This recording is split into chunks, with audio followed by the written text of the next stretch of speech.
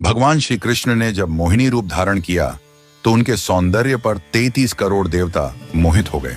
सभी देवताओं ने मन में यही कामना हुई कि ऐसी सुंदरी उनकी पत्नी बन जाए, परंतु केवल एक देवता ऐसे थे जिनके मन में मोहिनी के प्रति इस तरह का भाव नहीं आया। वे थे सूर्यदेव।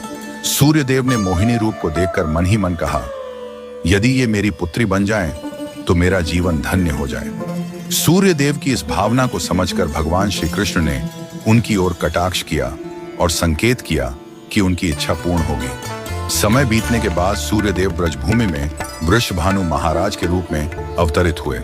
वृषभानु जी ने तपस्या की और ब्रह्मा जी से प्रार्थना की कि उन्हें ठाकुर जी की पुत्री के रूप में प्राप्ति हो। ब्रह्मा जी ने उनकी प्रार्थना को श्री हरि तक पहुंचाया।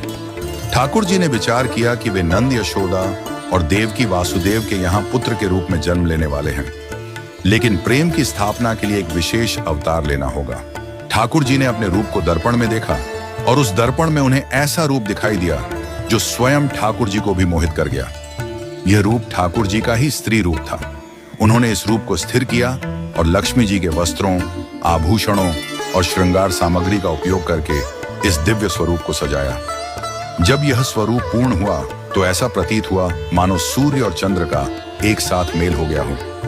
यह दिव्य तेज इतना अद्भुत था कि स्वयं ठाकुर जी भी नेत्र मूने को विवश हो गए।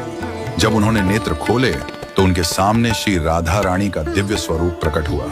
श्री राधा के प्राकट्य का समय सुबह 4 बजे का था, जो ब्रह्म मुहूर्त का समय है। भगवान के अन्य अवतारों का प्राकट्य दोपहर 12 बजे या रात्रि 12 बजे होता है, परंतु राधा रानी का जन्म ब्रह्म मुहूर्त में हुआ, जो नए दिन की शुरुआत का प्रतीक है।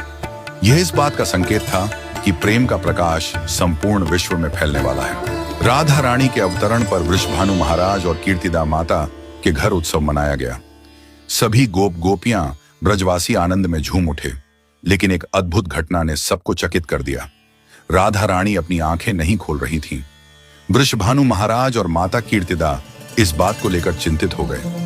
कई साधु संत और विद्वान उनके दर्शन करने आए, लेकिन किसी के भी प्रयास से राधा रानी ने अपनी आंखें नहीं खोली। तभी देवताओं के आग्रह पर नारद मुनि वहां आए।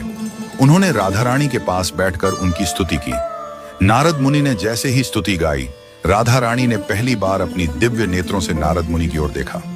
उस समय राधा रानी का स्वरूप ऐसा था मानो मृग नयनी सुंदर बालिका अपने पालने से झांक रही हो। यह दृश्य देखकर नारद जी आनंद से झूम उठे। उन्होंने अपनी वीणा और करताल बजाकर कीर्तन प्रारंभ कर दिया और गाने लगे, जय राधे जय वृंदावन वासिनी। वृषभानु महाराज यह